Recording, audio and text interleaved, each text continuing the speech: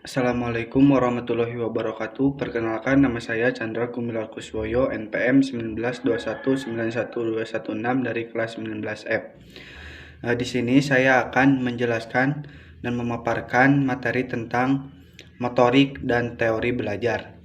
Baik, langsung pada materi yang pertama, yaitu pengertian motorik. Motorik adalah suatu peristiwa yang meliputi keseluruhan proses-proses pengendalian dan pengaturan fungsi organ tubuh, baik secara fisiologis maupun secara psikis, yang menyebabkan terjadinya suatu gerak. Perkembangan motorik. Menurut Elizabeth B. Hurlock, menyatakan bahwa perkembangan motorik diartikan sebagai perkembangan dari umur kematangan, pengendalian gerak tubuh, dan otak sebagai pusat gerak. Gerak ini secara jelas dibedakan menjadi gerak kasar dan gerak halus. Yang pertama yaitu keterampilan gerak kasar.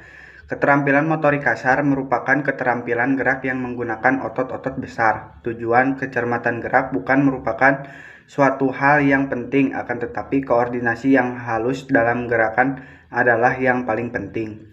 Motorik kasar meliputi melompat, melempar, berjalan, dan meloncat. Yang kedua yaitu keterampilan gerak halus. Keterampilan motorik halus merupakan keterampilan motorik yang merupakan keterampilan yang memerlukan kontrol dari otot kecil dari tubuh untuk mencapai tujuan dari keterampilan.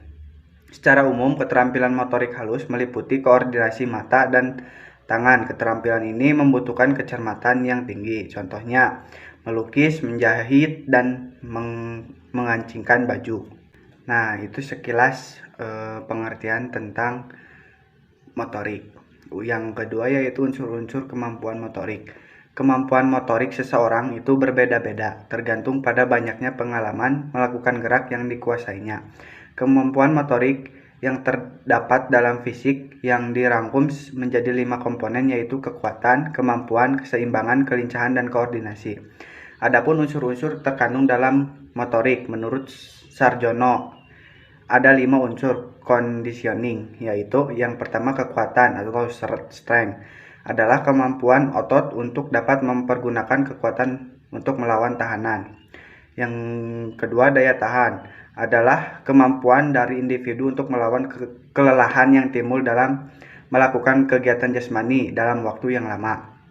Yang ketiga yaitu kemampuan atau speed, yaitu kemampuan seseorang dalam melakukan kegiatan sejenis dalam waktu yang sesingkat-singkatnya mendapatkan hasil yang sebaik-baiknya. Yang keempat yaitu kelincahan, kemampuan seseorang dalam merubah posisi suatu arah. Kelentukan adalah kemampuan seseorang melakukan gerakan-gerakan dengan amplitude yang luas. Nah, selanjutnya faktor perkembangan kemampuan motorik. Faktor perkembangan kemampuan motorik menurut M.S. Yuda dan Rudianto mencakup 3 hal, yaitu perkembangan anatomis, perkembangan fisiologis, dan perkembangan perilaku motorik. Yang pertama yaitu perkembangan anatomis. Perkembangan anatomis ditunjukkan dengan adanya perubahan kuantitas pada struktur tulang belulang, proporsi tinggi kepala dan badan secara keseluruhan. Berkembangnya motorik pada anak diperhatikan dengan bertambahnya jumlah tulang belulang yang berpengaruh pada semakin meningkatnya proporsi tinggi kepala dan berat badan pada anak tersebut. Yang kedua yaitu perkembangan fisiologis.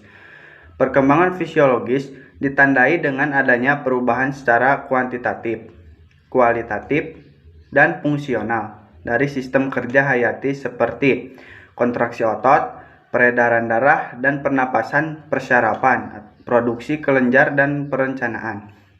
Yang ketiga yaitu perkembangan perilaku motorik. Perilaku motorik memerlukan adanya koordinasi fungsional antara persyarafan dan otot serta fungsi kognitif, afektif, konotatif. Perilaku motorik utama yang bersifat umum harus dikuasai oleh setiap anak, yaitu A. Berjalan dengan memegang benda merupakan jenis kemampuan motorik dasar. Yang kedua, bermain dan bekerja merupakan kemampuan motorik penunjang. Nah, selanjutnya yaitu ada teori belajar. Teori belajar merupakan upaya untuk mendeskripsikan bagaimana manusia belajar. sehingga membantu kita semua memahami proses intern yang kompleks dari belajar. Selain itu, pengertian teori belajar dapat pula diartikan sebagai teori yang mempelajari perkembangan intelektual atau mental. Adapun pengertian belajar dapat diartikan sebagai aktivitas mental atau psikis yang terjadi karena adanya interaksi aktif antara individu dengan lingkungannya yang menghasilkan perubahan-perubahan yang bersifat relatif tetap dalam aspek kognitif, psikomotor, dan afektif. Perubahan tersebut dapat berubah sesuatu yang sama sekali baru atau penyempurnaan atau peningkatan dari hasil belajar yang telah diperoleh sebelumnya. Adapun pengertian belajar gerak. Pembelajaran gerak adalah serangkaian proses yang berkaitan dengan latihan atau pembekalan pengalaman yang akan menyebabkan perubahan dalam kemampuan individu untuk bisa menampilkan gerak yang terampil. Ada 3 aspek dalam pembelajaran gerak. Yang pertama, belajar dipengaruhi oleh latihan atau pengalaman. Belajar gerak selalu melibatkan proses latihan yang relatif dirancang secara sengaja. Latihan adalah proses pengulangan memberi pengalaman coba dan gagal. Perubahan keterampilan karena faktor kematangan jelas tidak dapat dikatakan sebagai hasil belajar. Hal ini disebabkan perubahan tersebut bukan karena hasil latihan. Dalam definisi di atas dikatakan bahwa perubahan yang terjadi harus melibatkan adanya latihan atau memberikan pengalaman tertentu. Yang kedua yaitu belajar tidak langsung dapat diamati. Proses belajar terjadi di dalam sistem saraf pusat yang tidak nampak. Pemantauan proses belajar dilakukan melalui perubahan yang terjadi dalam tingkat penampilan. Bukti adanya perubahan inilah yang harus diperhatikan dan dipegang oleh guru atau pelatih bahwa belajar telah terjadi. Bukti ini hendaknya menuntun guru atau pelatih agar mampu memberikan pengalaman yang lebih berarti. Yang ketiga yaitu perubahan yang terjadi relatif menetap. Perubahan kemampuan hasil dari belajar bersifat menetap dan tidak mudah hilang. Faktor penting yang perlu diyakini di sini adalah latihan akan mempengaruhi penampilan secara menetap. Perubahan kemampuan itu akan menjadi ciri-ciri dari orang yang telah belajar. Akan berguna ketika suatu waktu dibutuhkan. Adapun tahap-tahap dalam belajar gerak dibagi menjadi 3. Yang pertama, tahap verbal kognitif. Pada tahap ini, tugasnya adalah memberikan pemahaman secara lengkap mengenai bentuk gerak baru kepada peserta didik. Instruksi, demonstrasi, film, dan informasi verbal lainnya secara khusus memberikan manfaat dalam tahapan ini. Tujuan pembelajarannya adalah agar peserta didik dapat mentransfer informasi yang sudah dipelajari sebelumnya kepada bentuk keterampilan yang dihadapi sekarang. Yang kedua yaitu tahap motorik. Dalam tahap ini, fokusnya adalah membentuk organisasi gerak yang lebih efektif dan menghasilkan gerak. Yang ketiga yaitu tahap otomatisasi.